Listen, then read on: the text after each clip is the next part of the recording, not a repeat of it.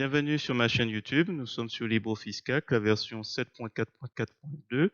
Alors aujourd'hui, je me suis inspiré d'un exemple que j'ai trouvé sur la page Facebook Entraide GIMP et LibreOffice pour vous proposer une solution. Donc l'idée, c'est de créer un identifiant par ligne. Voilà. Donc là, par exemple, dans la colonne A, on a plusieurs fois nom et prénom de personnes. Et l'idée, c'est de créer un identifiant pour chaque ligne. Alors, pour ce faire, on utilise la fonction substitut car avec le chiffre 32 dedans et NBC. NBC qui sera fixé sur la ligne 2 avec le $. Donc voilà, la référence sera fixée sur la ligne 2. Ainsi, en fait, grâce à ça, on va prendre le nom et le prénom dans substitut. La fonction car 32 correspond aux espaces. Donc, il va substituer dans A2 partout où il y a des espaces. Il va créer ainsi un nom, prénom collé. Et je vais faire un rassemblement avec un numéro NBC. NBC, pour rappel, il va regarder le nombre de fois sur une plage, donc il va commencer en A2, sur A2. Il va regarder le nombre de fois qu'il retrouve Pino Miguel. Donc là, sur la ligne L, enfin la cellule L2, il va trouver une fois. Et au fur et à mesure que ma plage va s'étendre, comme on peut le voir en rouge, donc là il trouve 2, il va me rajouter le chiffre 2. Et il va arriver ici, le chiffre, donc là on est de A2 à A4 maintenant, la plage. Ainsi de suite. Et ça permet ainsi, par exemple, je vais effacer la ligne qui est au milieu, donc Pino Miguel 2. Si j'efface, un clic droit à la souris, supprimer, il fait 1, 2. Donc il y aura toujours un identifiant unique. Pourquoi je fais ça? Ça me permet après, si je veux rassembler des données sur une seule ligne, à l'aide des fonctions index et kiv, de remettre substitut ici et de lui dire de rechercher spécifiquement dans ensemble de données cet identifiant. Et ainsi me ramener un à un les informations qui sont éparpillées en colonne. Donc ça, c'est une façon de faire.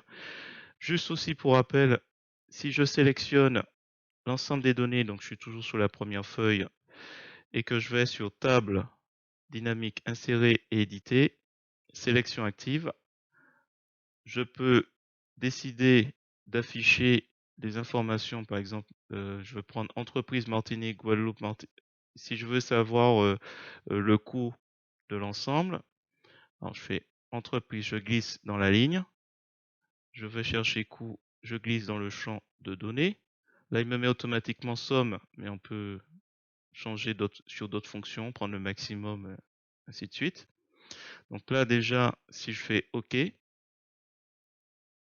je vais, alors là, c'est normal, changer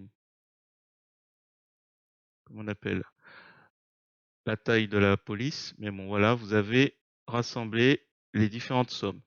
Et si je veux rajouter, je fais un clic droit à la souris, propriété, un nouveau champ.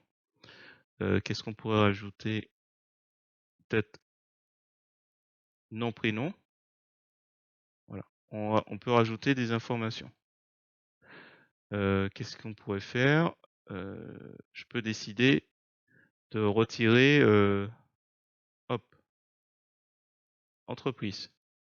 Donc on peut disposer les informations comme ça, avec des tables dynamiques. Donc j'avais fait plusieurs essais pour montrer toutes les possibilités de tables dynamiques.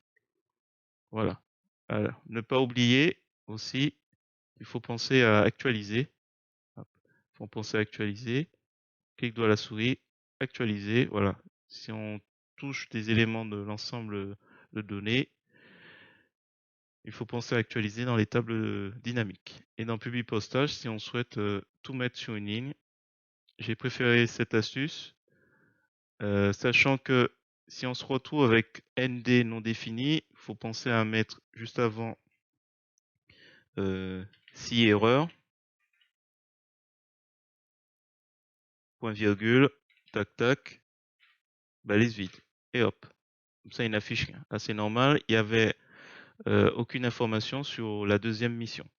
Ainsi de suite. J'ai pas tout mis, mais voilà. Si on a du ND, c'est à cause de ça. Et voilà.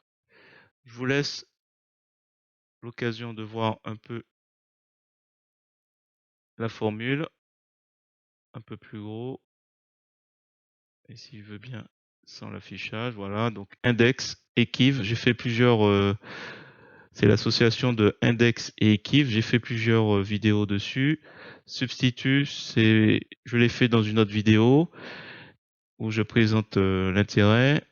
Et après, en fait, on reconstitue l'identifiant qu'on a dans la colonne ensemble des données et on le recherche pour chaque ligne.